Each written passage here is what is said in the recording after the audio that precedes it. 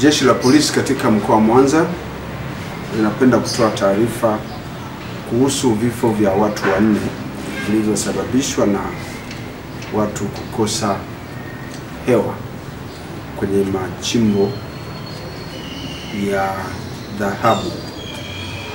Ni kwamba mnamo tarehe 30 mwezi wa 4 mwaka 2025 ilikuwa ni majira ya saa 6:30 za mchana huko katika mgodi wa kuchimba dhahabu uliopo kitongoji cha Ndagwasa, kijiji cha Mwamazengo, kata ya Lubili, tarafa ya Mbalika, wilaya ya Misungwi.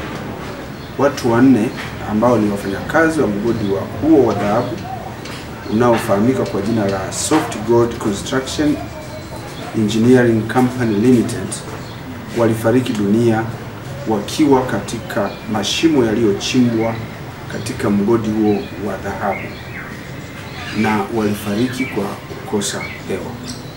Watu hao ambao kwa sasa ni marehemu, majina yao ni kama ifuatavyo.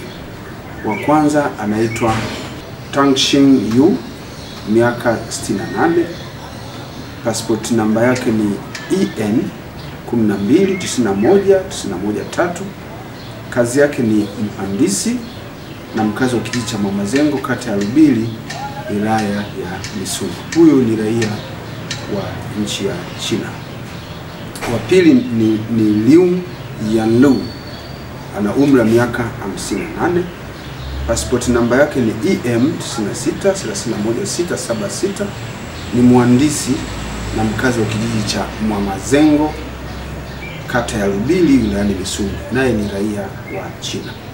Watatu ni Andre Timotheo Paul, ana umri wa miaka 29, msimamizi wa mgodi, mkazi wa kijiji hicho cha Mwamazengo, kata ya Lubili, wilaya ya Misungwi.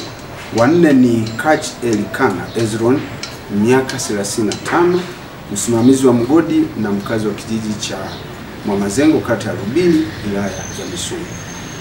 Inadaiwa kwamba siku hiyo ya tukio watu hao ambao wote ni wafanyakazi katika mgodi huo waliingia kazini katika shimo la uchimbaji wa madini aina ya dhahabu, ndipo walikosa hewa.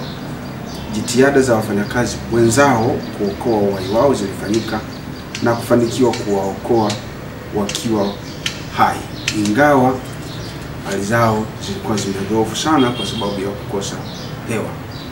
Jitihada ziliendelea kuwachukua kwa ajili ya kuwapeleka kwenye kituo cha afya kilichokuwa jirani kwa ajili ya msaada zaidi. Walichukuliwa kwa ajili ya kupelekwa katika kituo cha afya cha Manduli kwa ajili ya matibabu zaidi, lakini walipofika katika kituo hicho walionekana kwamba walikuwa tayari wamekwisha fariki dunia. Miili yao waliweza kuchukuliwa kutoka hapo kwenye hicho kituo cha afya na kupelekwa Ugando hospitali kwa ajili ya hifadhi. Kwa hiyo miili hiyo imehifadhiwa hapo na jeshi la polisi linaendelea na taratibu za kiuchunguzi, ikiwa ni pamoja na kufanya postmortem ya miili yote hiyo. Jeshi la polisi katika mkoa wa Mwanza tunatoa wito kwa watu wanaojihusisha na uchimbaji wa dhahabu, hususan wachimbaji wadogo, kuzingatia usalama wao wanapokuwa kazini kwa kuwa na vitendea kazi vya kisasa kulingana na mazingira yao ya kazi.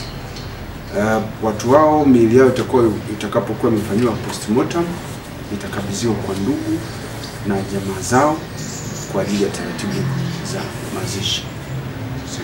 Usisahau kusubscribe, like na kubonyeza alama ya kengele. Asante.